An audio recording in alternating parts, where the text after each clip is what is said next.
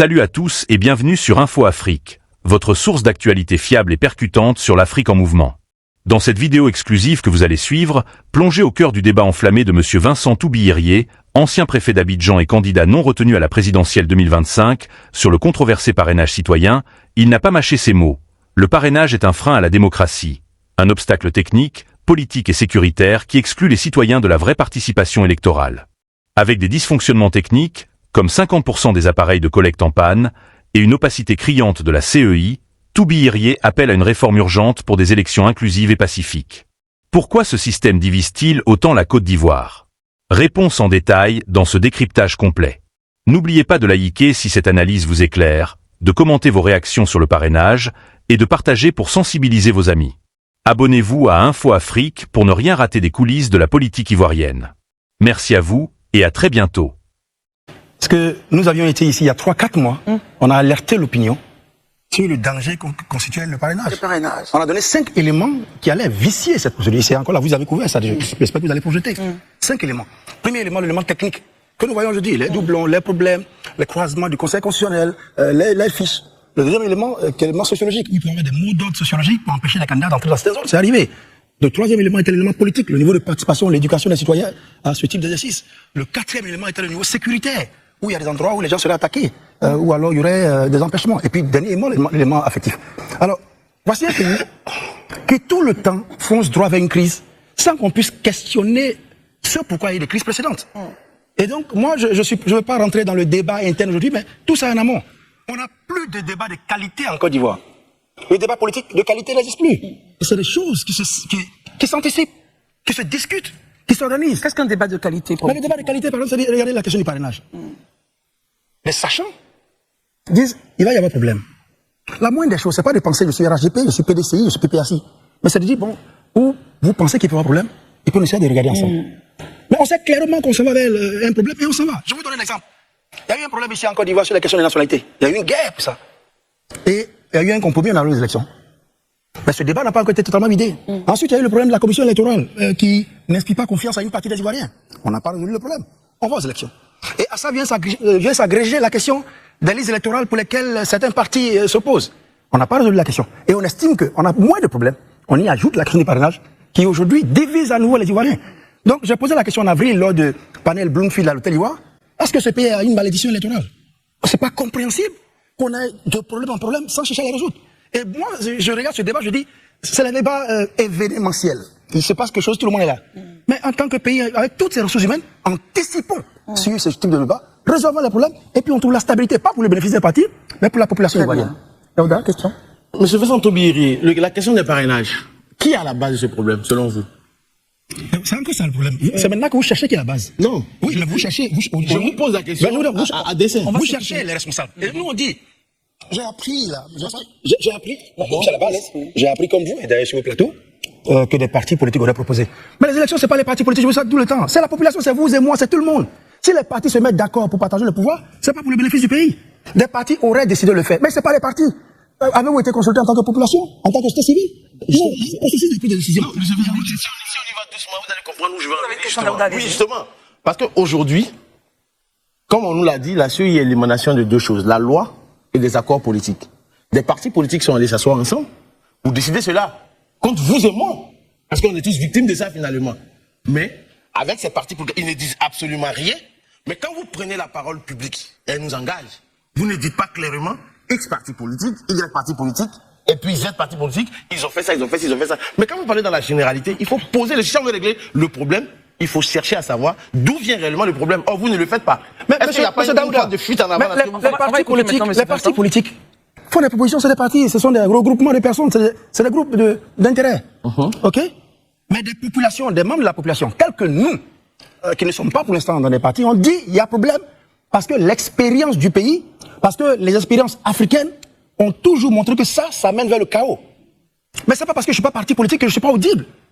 Et on dit il y a un problème. Tous les membres de la commission électorale qui font des missions internationales savent que ça, c'est compliqué. Peut-être qu'ils sont plus représentatifs. Sommes-nous des devins? Oui. pour dire 4 mois, 1 an à l'avance, ce qui va se passer, ça arrive. Non, c'est juste parce qu'on ne veut pas écouter. C'est la chose tangible. Juste une dernière chose. Est-ce que finalement, quand vous regardez un parti comme le PDCI, un parti comme le PPAC, un parti comme le RAGP, qui est un groupe parlementaire, qui représente le peuple, vous n'avez pas de députés, vous n'avez pas d'élus quelque part. Est-ce que finalement, leur voix n'est pas plus audible que la vôtre? Monsieur Raoult, vous posez là la question de la démocratie représentative. La démocratie se structure autour de certains piliers. Les partis ne sont pas la finalité de la démocratie. Il y a les institutions. Et on parle de société civile. C'est tout ça qui... Il y a l'exécutif, il y a le judiciaire, il y a le législatif. Il y a les partis, il y a les populations, il y a les églises, les foi, les confessions. C'est ça qui fait un pays. Mais vous réduisez la vie nationale aux partis politiques. Voilà pourquoi nous avons ces problèmes. Et nous, quand nous sommes devenus candidats, nous avons dit qu'on sort de la lutte des partis. Tous les partis ont un compte à régler les uns contre les autres. Nous, on dit qu'il faut mettre un terme à ça. Regardez la succession des 3 partis. Le PDC a pris le pouvoir. Regardez ce qui s'est passé avec les autres partis. Ensuite, le FPI de l'époque. Ensuite, le RDR. Ensuite, le RAGP. Mais il faut qu'on arrête. Nous sommes un pays. Il y a un moment de questionnement. Mais on ne reproduit pas les crises tous les 5 ans. Et puis nous sommes contents de le faire. Vincent Taubira, écoutez Pascal. Il y a une chose que je veux bien concéder à M. Vincent Taubira, c'est qu'effectivement, l'environnement, le contexte est aussi à la base de non seulement cette contestation, ces élections qui sont toujours facteurs de tensions, de crise, et parfois, on l'a connu en 2010, de guerre, parce que c'est ce qui s'est passé. La CEI, comme l'échange tout à l'heure entre Daouda et Herman, qui disait qu'il est arrivé ici qu'un conseil constitutionnel, pardon du terme, se dédise quelques jours après, est-ce que finalement, vous qui avez été préfet d'Abidjan, donc qui étiez au ministère de l'Intérieur, si mes souvenirs sont bons, est-ce qu'il ne faut pas ramener l'organisation des élections au ministère de l'Intérieur, tout simplement, et faire confiance en cette institution, en cet outil public? Parce que la CEI, même quand elle a des règles, s'il faut à côté dire qu'il y a eu des accords politiques, ce que vous dénoncez, elle peut être arrivée au terme de ce qu'elle peut faire pour les élections en Côte d'Ivoire. Qu'en pensez-vous? C'est une très bonne remarque, madame. Mais je peux vous assurer que ce n'est pas une question d'institution. Si vous ramenez les élections au ministère de l'Intérieur et que les hommes ne sont pas capables d'assumer en toute responsabilité leurs tâches, s'ils sont biaisés, vous aurez les mêmes problèmes. Donc, il y a certes les institutions, il y a les hommes, il y a l'éducation en politique. Il y a cette capacité à exécuter des fonctions sans influence et à dire le droit. C'est ça la réalité. Donc, des hommes sont influencés. Mais écoutez, comment vous faites sans les hommes? Oui, non, je parle des hommes. Il faut mettre l'homme au milieu de ces processus. Si vous demandez que écoutez, le Sénégal, vous savez pourquoi le Sénégal a des élections comme la police? Le Sénégal a 5 organes qui organisent les élections. Il y a le ministère de l'Intérieur, il y a la Commission électorale nationale autonome, il y a le ministère des Affaires étrangères pour les Sénégalais de l'étranger, il y a la Cour d'appel qui collecte les voix pendant que le ministère organise techniquement. Et il y a comme ça 5 organes. Donc ça équilibre. Donc c'est pas l'individu, c'est pas l'institution. Enfin, c'est pas l'institution, je veux dire, ministère de l'Intérieur ou Commission électorale. Ce sont les individus qui sont capables de dire à la satisfaction du plus grand public, pas de tout le monde. Et si aujourd'hui, le Conseil constitutionnel prend des décisions, et chaque fois qu'il y a une décision fondamentale, le pays a un problème. On se pose la question. La justice a pour effet de trouver une position. Et non pas chaque fois d'effrayer, de diviser. Très bien. Petite relance, parce que... Est-ce que vous seriez d'accord pour que le ou la présidente du Conseil constitutionnel, une fois nommée, soit inamovible? Non, ça ne se fait pas nulle part. Aux États-Unis, c'est différent. Je veux dire, il y a des organes où ceux qui sont nommés sont inamovibles, mais vous ne le feriez pas chez nous parce que on garantit, on bloque le mandat d'un président de la CEI, du Conseil constitutionnel, pour lui donner une sorte d'immunité et une sorte de protection dans sa fonction. C'est pourquoi la plupart des présidents des commissions électorales d'Afrique ont 6 ans le temps d'organiser une élection et partent. Donc, c'est vous pensez que c'est le cas ici, qui sont protégés? Non, je n'ai pas dit ça. Je ne rentre pas parce que je respecte les institutions de la République. Donc, je ne rentre pas dans les jugements éternels. Je parle du contexte général de fonctionnement. Je dis qu'il faut repenser le rôle de certaines institutions, sinon nous aurons toujours des problèmes. Revenons un peu à la question du Conseil constitutionnel sur ce qui a été fait. Il y a un principe de droit de base. C'est le principe contradictoire. Vous ne pouvez pas me dire, on a croisé tes fichiers, on a trouvé qu'il y a ceci. Il n'y a personne. Je ne suis pas là. Mes représentants ne sont pas là. Il n'y a pas quelqu'un avec qui on se met d'accord. Et vous m'opposez que j'ai eu tel élément. Mais il y a un principe contradictoire minimum. Et ce principe contradictoire fait partie de tous les instruments internationaux de droit auxquels la Côte d'Ivoire fait adhérer. Et ces principes sont plus forts que notre Constitution. Vous ne pouvez pas délibérer à notre insu. Jusque-là, peut-être qu'on va dans les réseaux parce que l'habitude consiste à donner aussi. Mais que dit le droit ivoirien en la matière? Non, on va rentrer dans un débat technique compliqué pour les auditeurs. Mais je vais tuer un principe très simple. Le spectateur. Il n'y a aucun procès, aucune audience ne s'est faite sans qu'on entende les différentes parties. Même si on peut discuter la décision. Nous n'avons pas été entendus, rien du tout. Nous apprenons comme vous devant la télévision que nous aurions fait ceci ou cela et qu'on a estimé que 48 heures, on ne peut pas le faire. Vous savez ce qu'on appelle le parrainage? Mais comment on peut présager d'une capacité que nous avons mise en place? Mais donnez-nous la notification d'un problème et à partir de là, on dit on peut le faire. Donc ça, c'est quelque chose qui est incompréhensible pour nous. Voilà. Mais, ok, Herman, question. Monsieur Toby, au-delà de vos grèves contre les parrainages, est-ce que le reste du processus électoral tel qu'il est enclenché ou est mené par la CEI et enfin vous sied? Oui, il y a beaucoup de critiques. J'ai parlé du parrainage au début. J'étais le seul. Les partis ont dit, il y a même vous, certains dans vos plateaux qui ont dit non, c'est parce qu'il ne veut pas ce parrainage. Non, je parlais en principe. Moi, j'ai commencé même avant vous. Hein. Oui, et deuxièmement, je parlais du calendrier électoral, monsieur Herman. Actuellement, je vous parle, la CEI n'a pas rendu public un calendrier électoral. Nous avons une élection sans calendrier électoral. Et quand j'en parle, je trouve encore des gens qui viennent pour dire non, le calendrier électoral, c'est tout dans la Constitution. Mais il y a des débats qui sont du bon sens et il y a des débats qui sont de la science. Et quand je dis qu'il n'y a pas de calendrier électoral, c'est de la science. Un calendrier électoral, c'est toutes les opérations. Là, hier, vous avez vu, la CEI a fait un communiqué sur l'accréditation des témoins. Et on a fait un autre communiqué sur la formation des observateurs. Non, vous nous dites que, vous dites qu'on va à volo, on n'a pas de calendrier, on fonctionne au jour le jour. Ce que vous dites, c'est ce que j'ai écrit. Vous avez lu il y a 2 mois de cela. Donc, ce sont des choses qui empêchent d'avoir une lucidité, une clarté dans ce que la Commission fait. Il faut un calendrier électoral.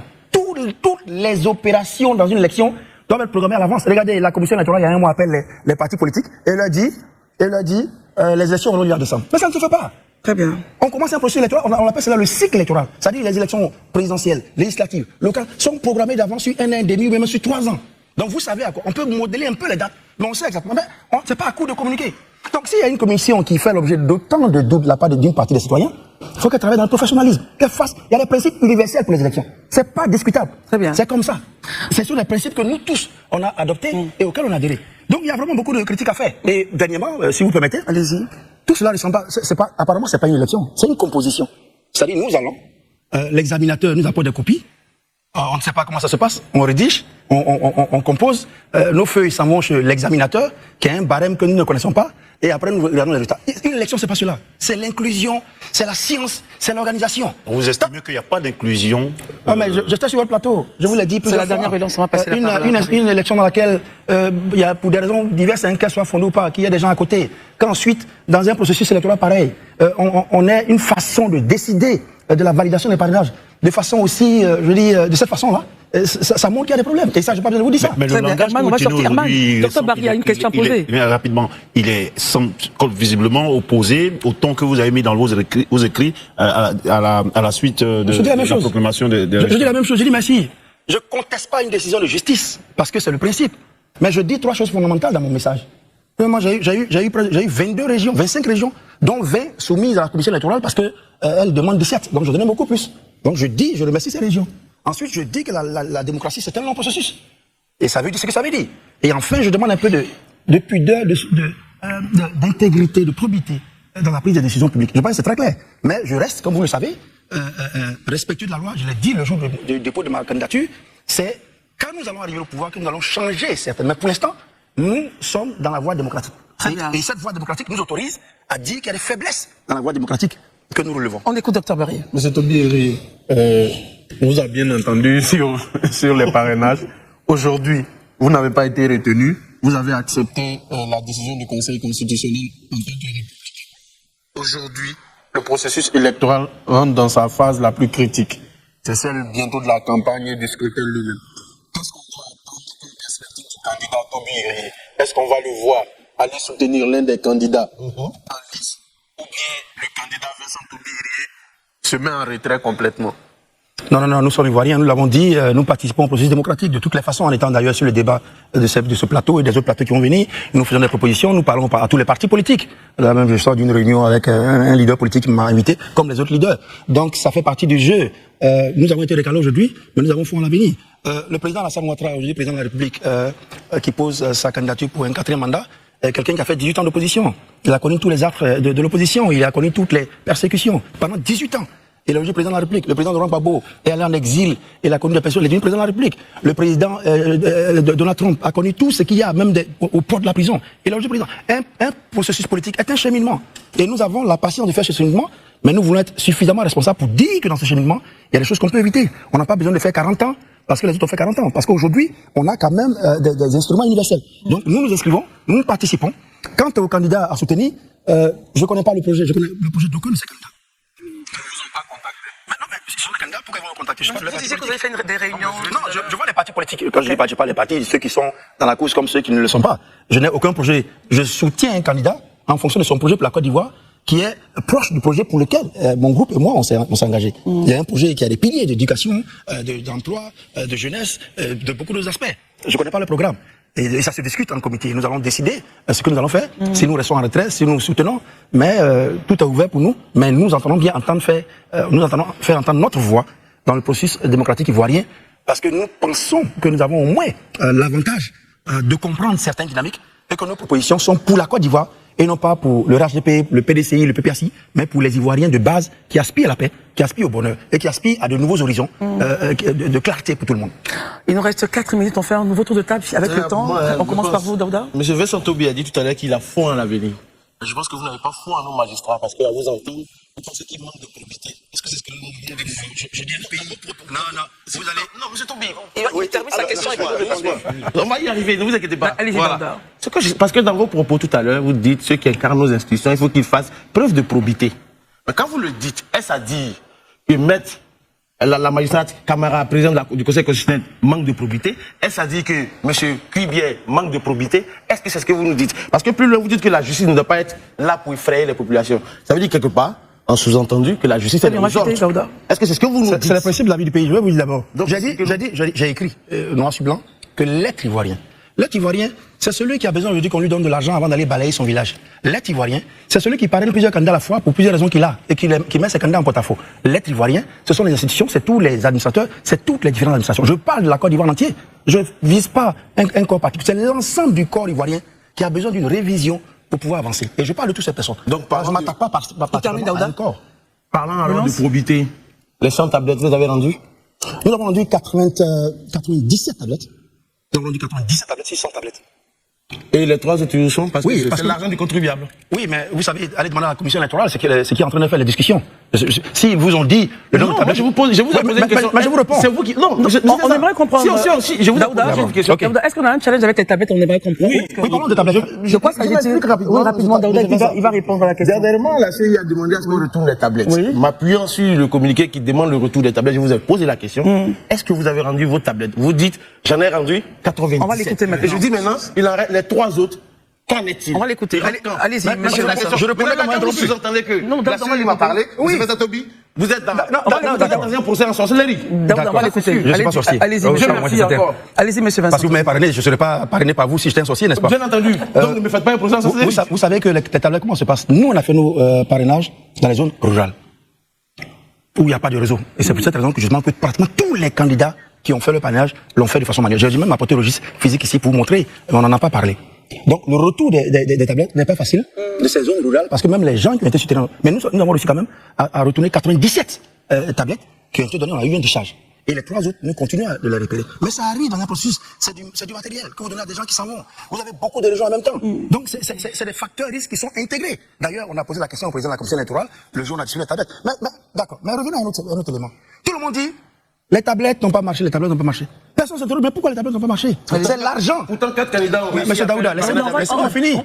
Non, Daouda, ça n'a pas marché pour vous, mais il y a 4 candidats qui ont réussi à faire lesquels? Écoutons-le. Donnez-moi la preuve. Mais les 4. Mais c'est pas vrai, monsieur Daouda. Donnez-moi la preuve. Donc vous êtes non. D'abord qu'il a dit, quelle est la source? On va l'écouter. Quelle est la source de ce que vous dites? C'est pas vrai. Du tout, je vous le dis.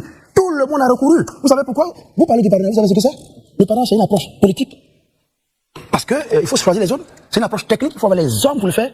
C'est une approche sociologique, il faut voir les régions avec les ethnies on fait, et puis c'est une approche scientifique, les outils que vous utilisez. Chaque individu qui parraine a 15 indicateurs, 15 variables qu'on doit remplir sur la fiche. Vous comprenez? Je vous mets au défi de me donner un seul candidat qui a eu tous ses parrainages par tablette biométrique. D'abord, les tablettes, c'est des puces. Vous savez ça? On nous donne 100 tablettes. Et 100 tablettes, vous avez la charge de payer les puces. Donc, les règlements vous empêchent d'avoir 2-3 puces. Donc, vous avez 100 tablettes, vous devez avoir 100 puces en quelques jours. Et vous vous débrouillez avec tout ce que vous connaissez pour avoir une puce par personne. Et vous mettez les puces dans les tablettes. Et vous mettez des gigas, 50 gigas. Et vous allez maintenant. Maintenant, qu'est-ce que vous faites? C'est pas une puce. Vous avez 3 puces par tablette parce que vous allez dans des endroits où vous avez Move, des endroits où vous avez Orange, des endroits où vous avez MTN. Donc, ça dépend du réseau. Mais vous arrivez, mais ça marche pas. En plus du fait que ça marche pas, quand vous arrivez, il y a le fait que certaines, chaque fois que vous êtes à 15-20, ça se bloque. À 15-20, quand vous êtes, dès qu'il y a une sorte d'afflux, il y a un bug. Donc, c'est ce qui a retardé d'ailleurs le parrainage. Ça fait que c'est au bout de la 3e, 4e semaine que certains l'ont fait. Maintenant, ceux qui ont commencé le parrainage en retard, ils ont fait le physique, qui est fastidieux. On écrit, on prend les cartes les cartes. Ensuite, on vient en ville. Quand on a le réseau, on lance le numéro qui reconnaît le numéro de l'électeur sur le serveur de la CEI avant de continuer. C'est comme ça que ça se passe. Donc, vous parlez de parrainage sans savoir réellement, techniquement, comment ça s'est passé. Maintenant, je répète. Pourquoi les tablettes de la CEI n'ont pas marché? Pourquoi? Alors, le contribuable ivoirien met son argent, on fait un budget, on a la commission électorale, qui est pas censé marcher. Et les tablettes ne marchent pas. Et personne ne me dit, mais pourquoi ça ne marche pas? Pourquoi ça ne marche pas? Mais ça marche pas. Mais pourquoi ça ne marche pas? Techniquement, ça ne marche pas. Allez-y, oui. Les tablettes ne marchent pas. Personne ne demande pourquoi ça ne marche pas. C'est l'argent du contribuable. C'est du gaspillage qu'on a fait. Parce que ça n'a pas marché finalement. Ensuite, est-ce que c'est pas parce que vous avez refusé de l'utiliser? Comment le marché a été passé de ces tablettes? Qui est attributaire de ce marché?